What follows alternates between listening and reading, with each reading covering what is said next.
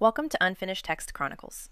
Some stories don't explode, they fracture, quietly, slowly. This one is mine. My husband Dean was lying next to me, scrolling on his phone like he was waiting for something. His thumb moved fast, restless. I remember watching it and thinking, why does it feel like he's already gone? And this is the story of how my husband left me while I was giving birth to our daughter. Dean and I weren't living some fantasy life. We worked, we paid bills, we argued about groceries and whose turn it was to cook.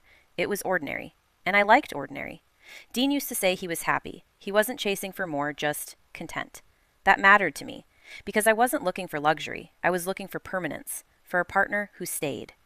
When I told Dean I was pregnant, I watched his face before I listened to his words. Then he smiled, a real smile. He hugged me and said, "We'll figure this out." And for a while, he acted like it. He came to appointments, helped with the nursery, told people at work he was going to be a dad. So I let my guard down. Pregnancy slowed me down in ways I didn't expect. My body felt unfamiliar. My emotions sat closer to the surface. Dean helped, on paper. But emotionally, he started drifting. He'd go quiet when I talked about the future. He stared at his phone like it held answers he wasn't ready to share. Every time I asked if something was wrong, he said the same thing. "I'm just trying to be better for us." I wanted that to mean something. The night my water broke, panic hit me first. Dean stayed calm, too calm, like he'd already rehearsed leaving. At the hospital, he held my hand, cracked jokes, talked to nurses like he was a devoted husband. And then, right in the middle of a contraction that stole my breath, he said he needed to step outside for some air. I nodded. What else was I supposed to do? Minutes passed, then more. A nurse came in and asked where my husband was. My chest tightened. I texted Dean. No response. Another contraction hit. Still nothing. Then my phone buzzed. I had to leave. Something came up. I'll explain later. I stared at that message longer than I want to admit. No apology, no concern, no mention of our daughter. I gave birth without my husband. People were around me, but I felt abandoned in a way I didn't yet have words for. Like something sacred had been violated quietly, without witnesses. When my daughter cried for the first time, I held her and whispered, "I will never leave you." Days went by and I still hadn't heard a word from Dean. No call, no text, nothing. Then a notification popped up. I opened it, and the image came into focus piece by piece. Warm lights, a rooftop lounge in another country, people laughing in the background, a drink lifted in the air. And there he was, my husband, looking relaxed, like he hadn't disappeared on his family at all. Her page filled in the rest. She was beautiful and confident. Her page showed she leads a very comfortable life. Then I saw the video. The other woman laughing and enjoying herself, and Dean barely visible behind her. The text on the screen said, "When life surprises you with better plans." That's when it hit me.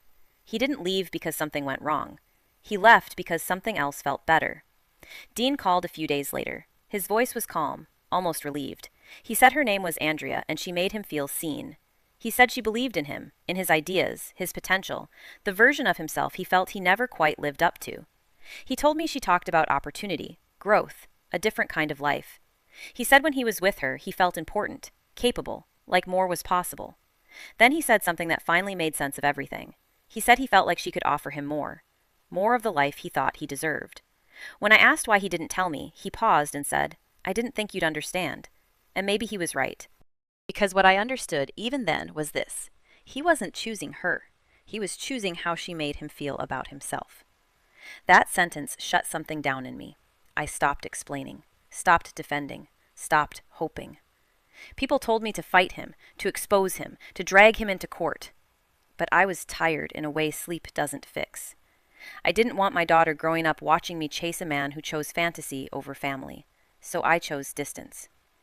With help from family, I packed up the apartment we once called home. Every box felt like a goodbye I never got to say out loud.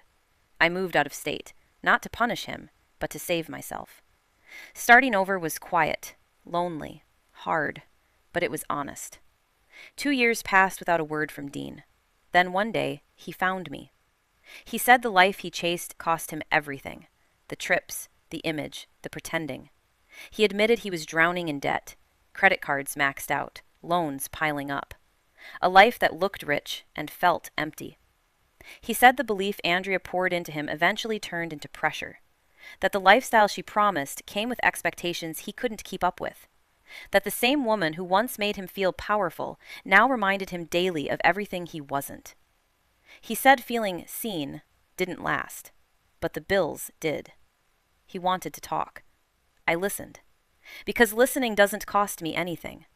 When I finally stood up to leave, I told him I wished him well. And I meant it. I reached for the door. That's when he stopped me. He asked if he could start seeing our daughter, not apologizing first, not asking how she was, just asking. I looked at him for a moment longer than necessary. Then I said, "Sure." I told him to take me to court, and I left. I didn't yell. I didn't argue. I didn't explain. I walked out knowing something he still hadn't learned. Wanting access isn't the same as taking responsibility. And this time, I wasn't negotiating love, guilt, or forgiveness. I was protecting peace. Thank you for being here. If you'd like to support the channel, please like, share, and subscribe.